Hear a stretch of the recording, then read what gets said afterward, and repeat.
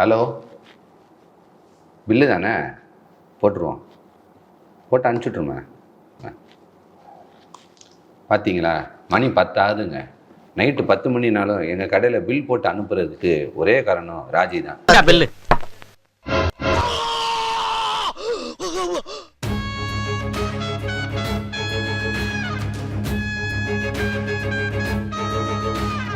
என் பேர் ராஜலட்சுமி.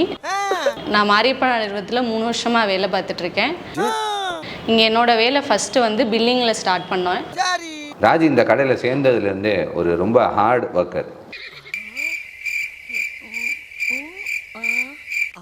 என்ன தெரிகிறது? அது ஒண்ணுமில்லடா. 6 மாதமாக பில்லிங்கில் போயிட்டு இருந்துச்சு. கொடுக்கறது 18 ரூபா, இல்லை 10,000.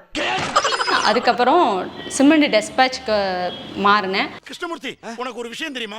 பாஸ் எனக்கு promotion கொடுத்திருக்காரு. இவன் தொல்லை தாங்க முடியல, ஒழிச்சு கட்டலான்னு பார்த்தா இந்த ஆள் கூட 10 ரூபாய் கொடுத்திருக்கான். காலையில் கரெக்டாக 9 மணிக்கு வந்துடுவாப்புல.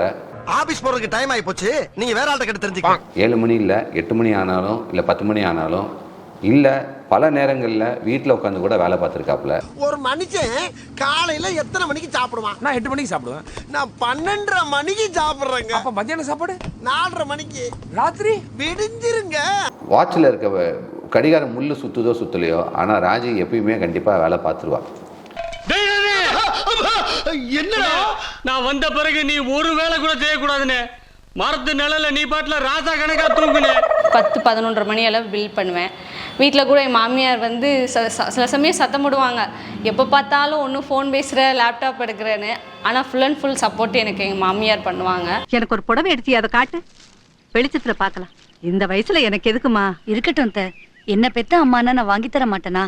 நீயே எனக்கு பொண்ணா பிறந்திருக்கலாம். சூரியன் உதிக்குதோ உதிக்கலையோ, ஆனால் ராஜி கண்டிப்பாக காலையில் 7 மணிக்கு எந்திரிச்சிருவா, பில் போட ஆரம்பிச்சிருவா.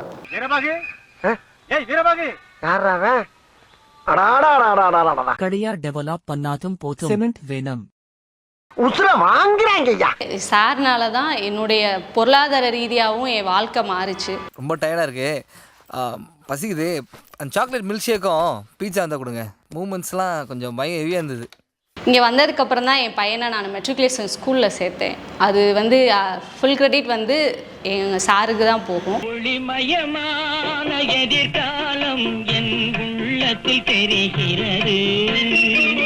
இதுக்கு முன்னாடி வேறு கடையில் வேலை பார்த்துட்டு இருந்தாப்புல.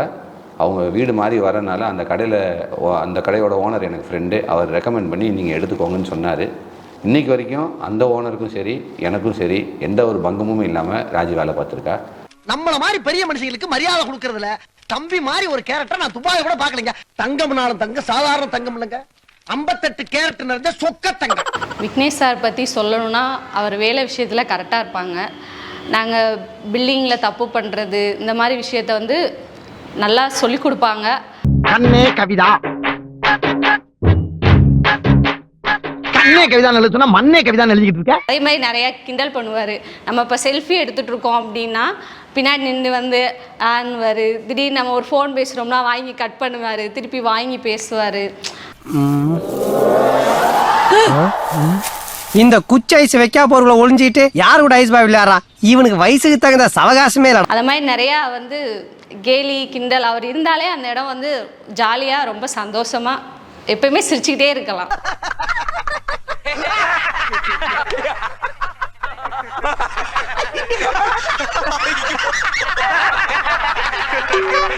ஸோ உங்களுக்கு உங்களோட சிமெண்ட் பில்லு எத்தனை மணிக்கு வந்தாலும் அதுக்கு ராஜி தான் காரணம்.